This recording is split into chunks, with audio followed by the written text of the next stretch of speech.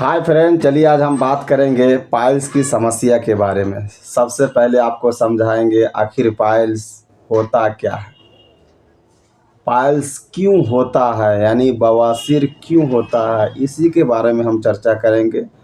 और इसकी जो सटीक होम्योपैथिक मेडिसिन आती है उनको आपके सामने रखेंगे, जो जड़ से पाइल्स को ख़त्म करे वो मेडिसिन। चलिए शुरू करते हैं। पाइल्स, अगर आपको बहुत दिनों से कॉन्स्टिपेशन होता है, यानी लॉन्ग टाइम से 2 महीना, 4 महीना, 5 महीना, 6 महीना, साल भर, 2 साल, 3 साल, 4 साल बीतने के बाद, यानी आपका मल जो आता है, गंदगी जो आती है, मलद्वार के रास्ते से जो गंदगी निकलती है, अगर टाइट टाइप का अगर 6 महीना, साल भर कंटिन्यू आने लगे तो आपको वो आपका जो मलद्वार का रास्ता होता है, बड़ी आंत की आखिरी हिस्सा और मलद्वार तक का जो हिस्सा होता है, वहाँ खरोंच लगता है। यानी घिसटाने के कारण जो चोट पहुँचती है, चोट पहुँचने के कारण वो नर्व में इन्फेक्शन होने लगता है। कोई भी चीज़ अगर खाते में अगर कंटिन्यू इस तरह घंसते रहिएगा तो यहाँ चोट पहुँच जाएगा। ये खरोच टाइप का जो इन्फेक्शन होने लगेगा, इसमें दर्द होगा, जलन होगी, बर्निंग होगा।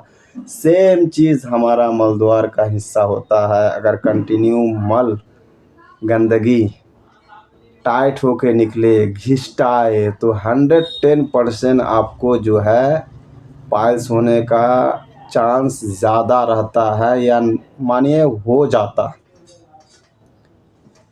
आखिर मल आपका मोटा क्यों आता है, आखिर क्या वजह है? हाँ, अगर आपकी आंत में जिस हिसाब से मूवमेंट होना चाहिए उस तरह अगर गंदगी को पास नहीं कर पाती है, बहुत लेट से पास करती है, तो ऑटोमेटिकली वो गंदगी जमने लगता है। आखिर आपकी आंत कमज़ोर क्यों होती है? फिर आप हद से ज़्यादा भुना हुआ बाहर का या फिर शराब वगैरह इस्तेमाल करते हैं तो दिन ब दिन आपकी आंत कमज़ोर होने लगती है। या आपको एक से ज़ायद बार अगर टाइफाइड का पॉजिटिव हुआ हो तो आपकी आंत कमज़ोर होने लगती है। ये सब समस्या आता है। टाइफाइड का मतलब होता है आंत में इन्फेक्शन होना, आंत को कमज़ोर करना। आप लोग समझ गए होंगे, एकदम आसान तरीक़ा से समझाएं पाइल्स आखिर होता क्या है।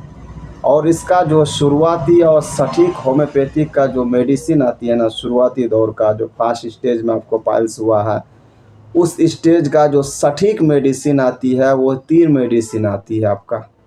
पहला मेडिसिन है आपका नक्सबम 200 पोटेंसी। दूसरी मेडिसिन आती है आपका एस्कोलरशिप 200 पोटेंसी। और तीसरी यानी आखिरी मेडिसिन आती है आपका एसिड नाइट 200 पोटेंसी। ये तीनों पोटेंसी को सुबह, अगर 10 साल से नीचे का कोई बच्चा है तो एक बूंद करके तीनों से सुबह एक बार दीजिए, एक बार रात को दीजिए। यानी एस्कोलरशिप को और आपका एसिड नाइट को और नक्स भूमिका को सुबह एक एक बूंद करके पिला दीजिए। फिर सोने के टाइम बासी पेट में सुबह, फिर रात को सोने के टाइम एक बूंद पिला दीजिए। अगर कोई पेशेंट 10 साल और 20 साल के बीच का है तो उनको 3 बूंद करके 3 टाइम दीजिए। सुबह एक बार दीजिए, दोपहर को एक बार दीजिए, रात को एक बार दीजिए। डायरेक्ट टंग में दीजिए। अगर टंग में नहीं ले पाते हैं तो उसको जो है थोड़ा पानी के साथ पिला दीजिए। अगर कोई 20 साल से ऊपर का कोई पेशेंट है आपका, तो उनको जो है 4 बूंद करके दिन में 3 बार पिलाइए। अल्लाह का रहमो करम रहा तो आप जैसे अभी अगर दिक्कत हो रही है अभी पी लीजिए। 5 मिनट धैर्य रखिए, ओनली 5 मिनट। अगर परिवर्तन नहीं आता है, आपकी दिक्कत में अगर राहत नहीं देती है मेडिसिन, तो फिर हमको कॉल करके बताइए। लीजिए नंबर 9110126938। इस नंबर पे ज़रूर कॉल करके बताइए। 110% अल्लाह का रहमो करम रहा तो आपको जो है फ़ायदा मिलेगी। हाँ, जब भी ये मेडिसिन चालू कीजिएगा आपको खट्टा चीज़ से वर्जित रहना होगा, बिल्कुल नहीं खाना होगा। दूध से बना हुआ कोई भी चीज़ नहीं लेना होगा, दही से आपका चीनी से बना हुआ कोई भी चीज़ प्रयोग मत कीजिएगा। और मीट मछली बिल्कुल छोड़ दीजिए कुछ दिन, ओनली 45 दिन पीना ही है तो 45 दिन छोड़ दीजिए। सब्ज़ी में टमाटर मत डालिए, खट्टा चीज़ मत खाइए। अगर सब्ज़ी में टमाटर डाल दिए तो सब्ज़ी मत खाइए।